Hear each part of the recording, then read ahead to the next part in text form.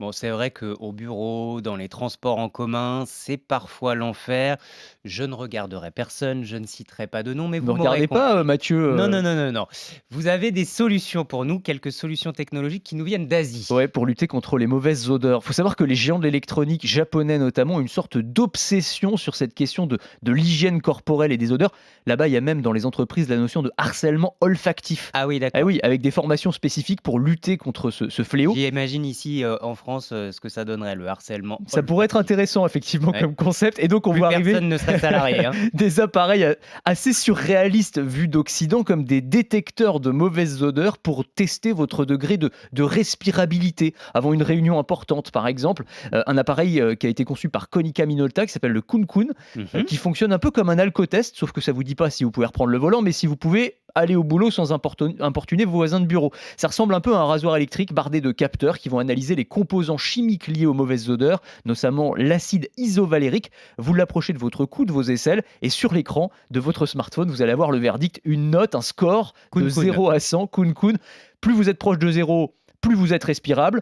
Si vous êtes proche de 100, vaut mieux rester chez vous. Voilà, donc il y a une Bon. myriade d'appareils comme ceux-ci. Alors, c'est bien de savoir si on sent mauvais ou pas, mais si on sent mauvais, faut se débarrasser de ces mauvaises odeurs. Ouais, et là aussi, il y a beaucoup de technologies. Sony, par exemple, qu'on connaît plus pour ses télés et ses ordinateurs portables, a mis au point un climatiseur pour chemise.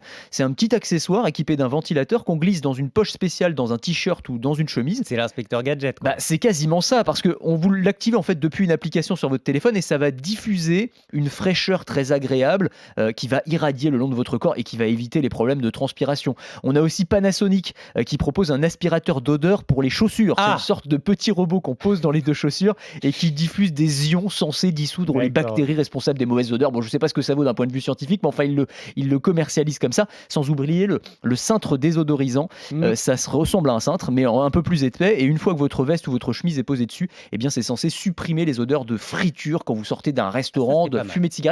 Ouais, ça fonctionne plutôt bien. C'est très répandu en Asie. On les voit sur tous les grands salons technologiques. C'est pas encore très répandu en France. Et ça coûte cher ou pas d'avoir ce cintre? Là, le cintre, c'est autour de 150 €. Ah Donc, oui, quand ça même. reste, Mmh. voilà, c'est un budget, mais enfin, si on peut vraiment se débarrasser des odeurs de friture, c'est pas mal. Et puis vous avez aussi, et je sais que c'est votre préféré parce qu'il s'agit d'un robot, le robot chasseur de mauvaises Oui, odeurs. c'est un petit chiot tout mignon, il Ah. fait 15 centimètres de long, mais qui Hein, hein. fait d'une truffe électronique. Mmh. Programmé pour vous dire si vous sentez mauvais des pieds. Ça me Donc il rappelle vient chose, vous ouais. renifler.